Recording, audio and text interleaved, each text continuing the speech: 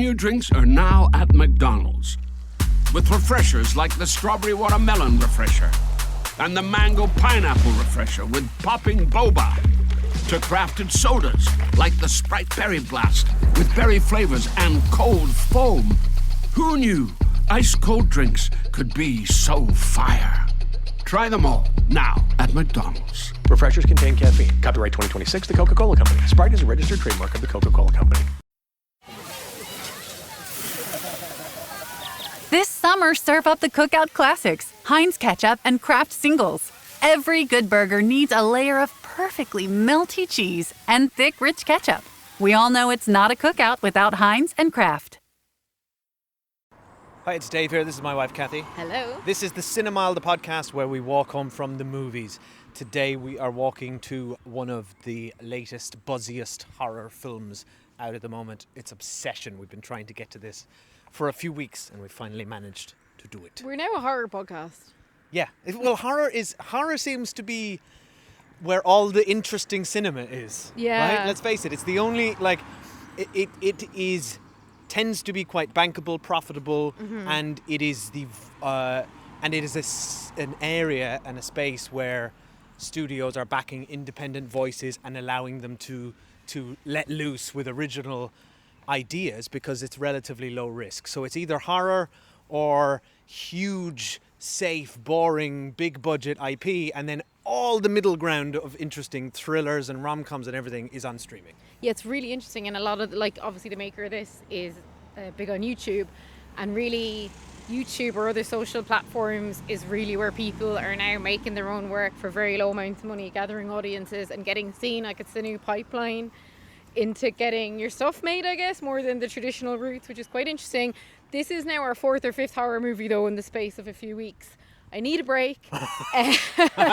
We've also started watching... It's all good stuff, though, isn't it? It's really good. We've also started watching Widow's Bay, which is brilliant, which we're going to be talking about over on Patreon soon when we finished it.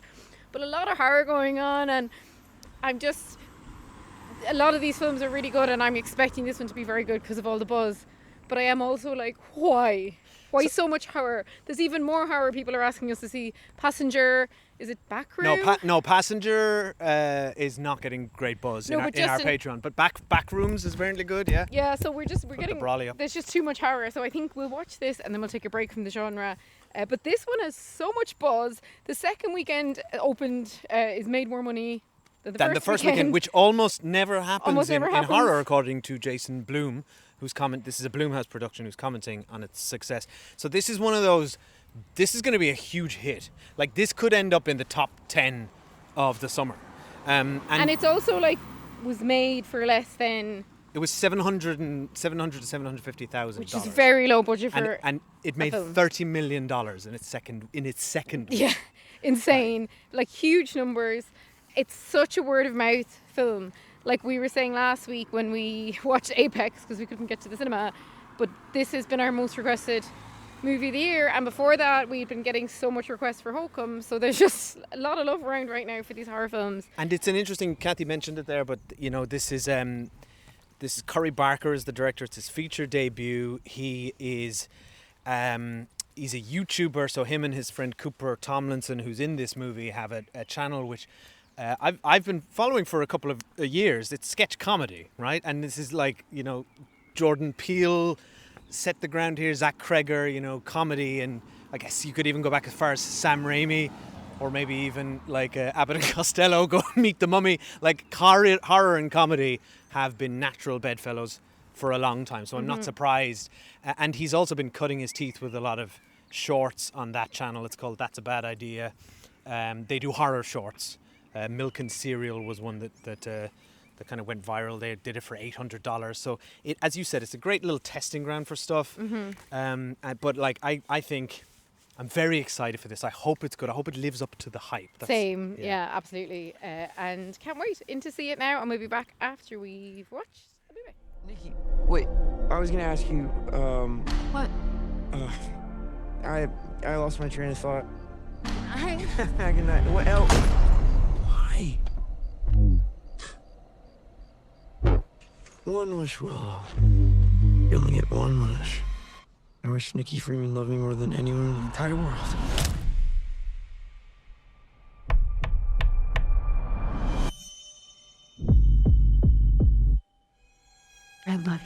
so much.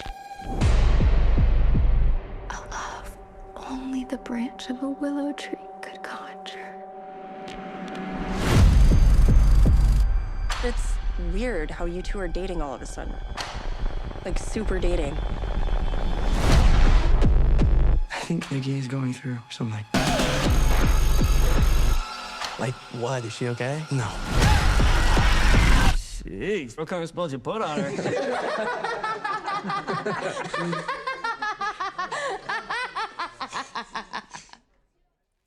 Hi, we're back. It's still raining, and if it's your first time here at the Cinemile, we won't spoil the movie Obsession until we get to Spoiler Street. Kathy, how are you feeling after your fourth horror film in a month?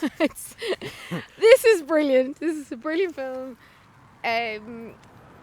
It's a character story, right?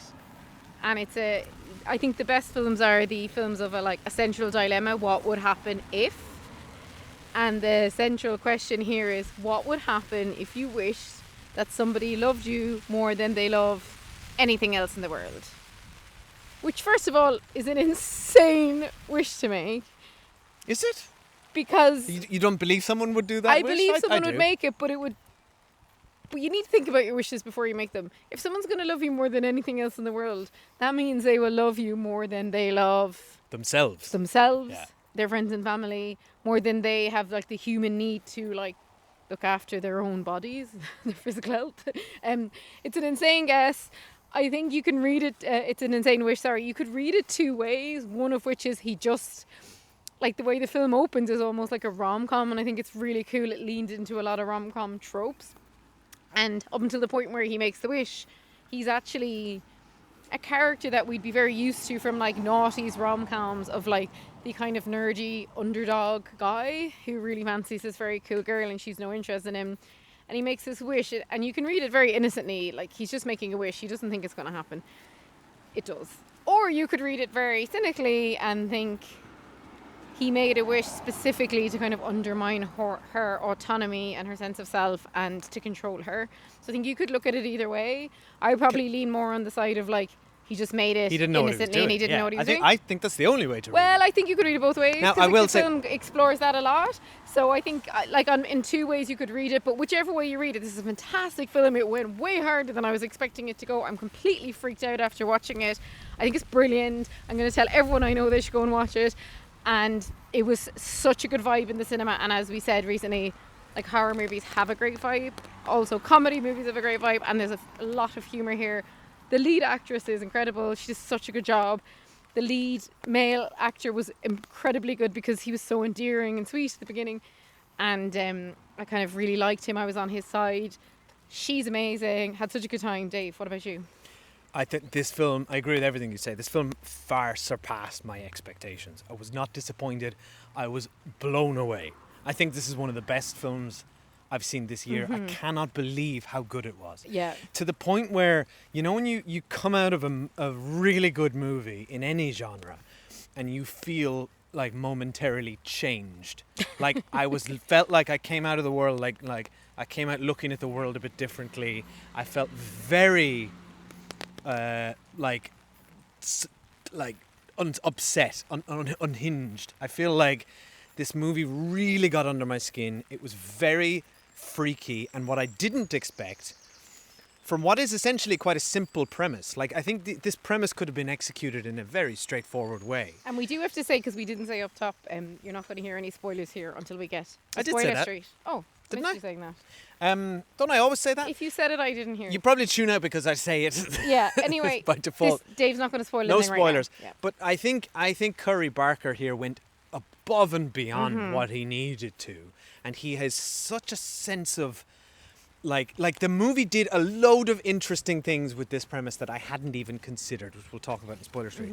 But what it left me with was this sense of just real panic and claustrophobia at this person kind of a feeling of being trapped, which I hadn't expected the movie to deliver.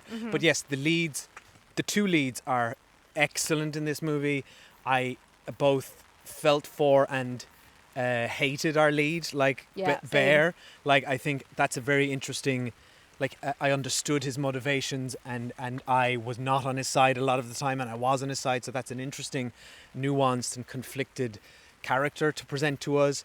And obviously the standout performance and the big showy one is by I can't take out my phone to confirm anyone's name on IMDb because I'm holding an umbrella, but she's called Indy something is in the end. She's amazing. She is, oh my god, like this is breakout stuff. At the beginning I was like, them. oh, she's fine actress, like, you know, nothing special. And then, oh no, she is special, she's amazing, and she just plays it so freaky. There's a lot, like she has to do a lot in this movie. Yeah. And she, like, I think the movie kind of relies on just her face a lot. You know, standing still and smiling or not, like the facial expressions she makes. At one point, again, no spoilers, but she like does a pout, but it's both. It was both funny and terrifying. Freaky, this pout, like just upside down smile. I don't know how she contorted her face like that. I think what's really interesting here is like he's a very young male director, right? He's 26. I think this film is a real exploration of like patriarchal expectations around women. Yes. And I would say it's quite a feminist film. I love to see it coming from a young male filmmaker.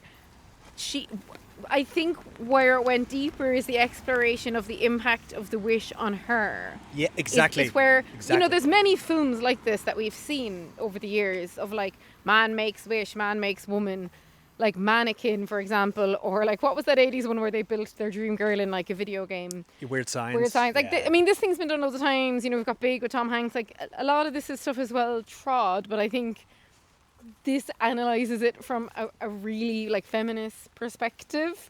And I think one of the things when you think about film is like, you know, that age old expression like men are afraid women will laugh at them, women are afraid men will kill them. Yeah. And I think when you watch this film thinking like that, and you've got this kind of fragile male lead at the centre of it who just wants this girl to be absolutely mad about him, but just to serve him. It's a really interesting way of looking at the film. I do think, though, that, like, people, like, we're making it sound a bit serious, but it's laugh out loud funny. Oh my like, God, it's so funny. Yeah, it's so funny. And, like, the whole audience, what I loved about the audience is there was, like, young couples in our cinema. And, like, our cinema does not tend to have young people outside of, like, family films. And I saw it with some of the other horrors we went to as well. So, like, this is... I think it's word of mouth, but it's also that YouTube generation probably coming out to support like the creators they like, which is really cool. Yeah, because these two are big on TikTok as well, I believe, right. and they're in their 20s. So this is literally it's a Gen Z sort of film, and all the main characters are in their 20s. But I found it so, like as you said, it's very human, it's very relatable. It really does deal with like consent a lot as well. Like it's far richer than it needed to be. Exactly, it could have been so schlocky and still been so good without it is any of also this thematic stuff. Right? Yeah, it is. It is like, that. yeah. Is that as well? It's all of the things you want. It's funny when it needs to be. It's terrifying when it needs to be. It's incredibly violent and gory when it needs to be, and then it also has some deeper subtext to it. You know what it makes me think of? Like all these comedians that I hate, like Louis C.K., who are like, oh, you can't say anything anymore, everyone's offended by everything you do. It's like, no, actually, you can say loads, and you can make really interesting stories and present really interesting scenarios. You just have to think about what they mean for everyone in the film and not have one particular group be like the butt of a joke. Everyone has to have layer, everyone has to have impact. Like, you can make a film like this that is like schlocky and in some ways you could say like overtly sexualizing of women, and it can still be a feminist film. Like, you can just be multi-layered. And I think like comedians or filmmakers who say they can't make anything anymore, they're just like really lacking imagination and like perspective and like probably not that intelligent. So a film like this to come out, I love it. I love how fresh it is. I think we should go to spoilers. What do you think? Let's do it. So you might hear a quick ad here and then we'll be going to spoilers. Okay, so we're going to go to spoilers now for the movie Obsession, which you absolutely all should go and see. Don't just wait around. Although, to be fair, there are a lot of people who just can't do horror, and they say they just listen to our spoilers stuff anyway. You've broken me down a bit though with all these horror movies, because I really wasn't that scared. Well, that's interesting, because I was I'm not scared. Like, it's not. It's not. No, I was scared. Yeah, Sorry, I was freaked very out. scared I was and freaked out. This yeah. I left the cinema feeling like, oh my god, like I don't feel right now. It's very unsettling, isn't Yeah. it? Like it's like, and we're on spoiler street now, so spoilers again. But like at the beginning, I just think I love the tone of the film. So he's like mad about her. She's like not into him. He kind of nearly tells her a few She times he friend-zoned doesn't. him for sure. Yeah, like, Yeah. it's not even friend zone. She's just not into him. Yeah. And they are friends, right? And then she even says like, "Are you into me?" And he's like, "No." And then he makes this wish. I want her to love me more than anything else in the world. And then immediately she starts acting really weird. Like there's no bit in the film where like she's immediately acting weird. She starts like screaming at one point when she's kissing him. You've a sense that all is not right. But then they kiss and kind of, then you have a really happy montage of the two of them together, like, you know, just having the best time. Happy / odd. Yeah. Like, there's this always, even when it's happy, it's like there's 1% of something's wrong here. It's something wrong. And like one of the things that this leans into really well is actually like codependent relationships and how dangerous they are. Yes. And like she's kind of split into two, basically the version of her that is like the wish and the real version of her that's trapped. The real version of her being trapped, I think, was the unexpected bit of the film. That's the thing that is freaking me out and freaked me out through the whole film. And yeah, I didn't expect it. And Sorry, when he like phones, there's like, look, we won't go through the whole film, but like the bit That's where the director he who was makes on the the other phone side of the call, line. and then like the person's like, "Oh, you can hear the real her," and she's just screaming. down the phone. That is haunting so me haunting, and will yeah. stick with me. Yeah. This idea of her existing in, it's something like from hell. Yeah. She's been swapped out with just a demon who's trying to act like a human. That's what made it so good, because I was expecting that it was just her and that her desires had been changed by the wish. Exactly.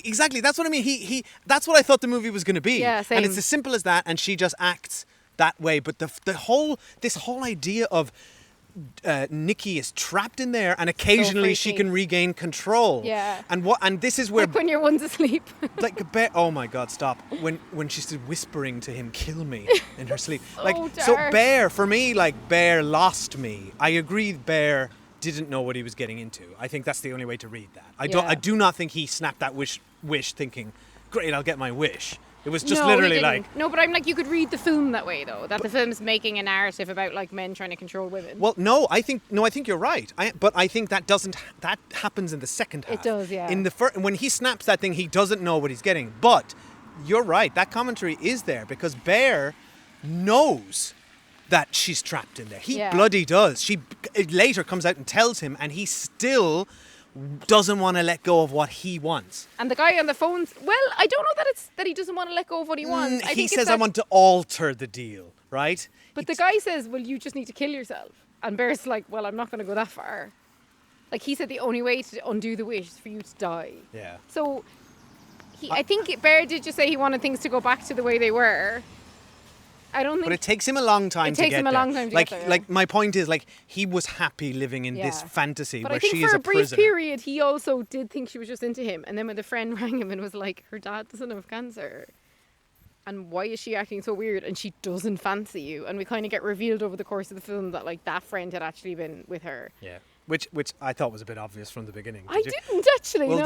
they were like, you know, there's a whole very pointed bit where he gives her a lift home from work. And like, Yeah. why do you write that in and not show what happens next if there's not a bit that's a good more or point, something going actually. on? I think it just like as it escalated and got freakier and freakier, like when she's just standing in the corner of the bedroom crying, watching him sleep. That's Oh, when it got stop. so. And that's when I realised what a good actress she is. The way she contorts her face, it was a bit like Smile. Remember that horror film we Yes. reviewed a few Yeah, years ago? yeah. Just her face is like rubber. It's like she's like Jim Carrey. Yeah. Like the expression she was making, like at many points of the film, I genuinely didn't recognise her, and that actually was so well done because that's like this demon wish has made her completely unrecognisable. Because at the beginning she's like quite chill and apathetic and like cool, and then she's just like psychotic. It's by just the not end. her. It's Yeah. literally not her. Not her, and yeah. and that's what there were so many excellent little freaky touches here. Like she leaves him the photo in the lunch, and it's like a Polaroid of him with a heart over him, you, and Yeah. then not me. Like that, just oh my God! And what so about when many he good goes out little to work touches. and she's like stands there for like 10 hours and Oh, like stop. soils herself, as in like covered, and Then he's like, I'm going to a party. And then that scene when they're in the party together was laugh out loud funny. Very good. So, but because The so much of it was poem. so freaky. But the timing of it all, like the way she drags the chair out of the way with your one on it, like you're right. It's very, but to be both funny and terrifying at the same time is not easy to pull off. And to be having underlying messages around consent, control, Yeah. like toxic relationships, codependency. Like, this film did so much. As soon as he got in the car with that lovely girl who just wanted to be a tattoo artist, we knew that everything had gone terribly wrong. And that was the point where I just put my hands over my eyes. Yeah, you I was couldn't. like, I was like, nothing good is coming here. That's good horror because we know what's going to happen. Yeah. Right. You wait. That whole scene. You're waiting for her to show up. You know she's going to show up. Yeah. But what you don't know, and what you don't expect, is the brutality of that Disgusting, moment. yeah. It was, and I think that's where we're seeing a director here who is not afraid to pull his punches. Yeah. Like, he stayed on that, and he makes glad I saw you none of it. watch, and it goes on and on and on and on, and it is so incredibly violent and horrific. And then it follows like quite quickly with the good gag of him going to the friend's house and being like, just make a wish, just make a wish. And the friend goes, I wish for $1 billion. And all this money just starts falling out of the sky. There's another great gag where the friend then runs in later and he's like, dude, I've got $1 billion. Bang, shot in the head. He's just dead. And I read that this film had been shot over like only a couple of weeks. Yeah. Obviously, it's got a very 20 small days. cast. And it just like, we're always talking about characters in films, but like, there's basically 2 leads and 2 other characters, and that's the film. Yeah. I felt like we had enough of a sense of the side characters for them to work. The 2 leads were amazing. Like, really all you need is a good story, good actors, like good character drama, good dilemma. Like, make more films like this. I would love when I see films like this do so well at the box office, and all the other horrors as well that have been doing so well, because I know studios take away the message, must make more horror, but they will also take away the message of give talent that people don't really, like that aren't traditional, maybe famous movie directors money, and let them make their own film. And like at the end of the day, like they've written off films that cost more than that to make that they've never even aired. You know what I mean? Yeah, exactly. I do think we're going to have to go inside though, 'cause it's properly raining It's now. so wet. Any final thoughts on Companion? I would say that I can't Obsession. wait to see. Sorry, Obsession. Companion was good as well. It would pair very well with Companion. Actually, similar territory. Very yeah. similar and dealing with a territory. lot of same subject matters. Very similar but different territory. Yeah. I hugely recommend it. I'm really glad we went to see it. I'm completely freaked out, but I've just become a bit immune to horror over the last few weeks, and I'm not as freaked as I would have been last year. I'm so freaked out. Like, I think what really got under my skin was just this sense of her being trapped in her own body. Yeah, And that it's horrifying. and that he's complicit in leaving her there Yeah. because he wants to live out a fantasy. No, And I he- think in the end though, ultimately, he's not doing yeah, it because no. he wants to live out a fantasy. He's just doing it because he can't undo it. No, I get it. Yeah. Towards the But end, it's a bit of both. he does ultimately make the sacrifice that is necessary to free her. No, but I think he only makes that sacrifice though because he himself realizes he can't escape. It's not to free her. Yeah, actually, you're I think right, it's you're ultimately right. it's ultimately a selfish act. Like, I don't think at any point was he like really trying to help her. He was always trying to help himself. I think you're right. And I like how the film at the beginning he's like this sweet kind of romantic character, and by the end it's like he's just an asshole. I think this film is mining so much human interest. I think it's amazing. Hugely recommend. Gotta go. It's absolutely lashing right now. Last thing I want to talk about, just before we go in, there's so many unexpectedly freaky stuff in here. Like, I love the idea that this is like a demon or something that doesn't understand human behavior but has to fulfill its wish. Yeah. And so she gets consistently frustrated with him. Why won't you love me? Yeah. Why don't you love me? And then she's like making him cat in his sandwich and like The making cat these stuff, little. sorry, freaky. But like- she doesn't understand that like that's a horrific thing to But do. sorry, the absolute craziest one is when she brought the dead body of the girl who, Oh my who God. did love him home, splayed her out, and then That was dressed sick. like her. And like it's like Oh, was wow. she dressed like her? I didn't Yeah, she catch that. drew on her tattoos on her own body and dyed her hair Oh my and dressed God. like okay, her. do you know what? There was so much happening in that scene that I didn't even realise that had happened. Yeah. Wow, so much to talk about. Could talk about it a lot more. Come over to Instagram @Cinemile, let us know what you thought, or come over to patreon.com/Cinemile to hear all of our TV reviews. Upcoming soon will be Widow's Bay to keep up our new horror tradition. Yeah, and we'll actually keep the chat going there. We'll start a spoiler thread for Obsession, and you can chat to us about that there. Patreon.com/TheCinema. Bye. I was calling to see if there's a way I can cancel a wish. I'm sorry, we don't really do that. So she's just stuck like this forever? Well, yeah, I mean, as long as you live. As long as I live?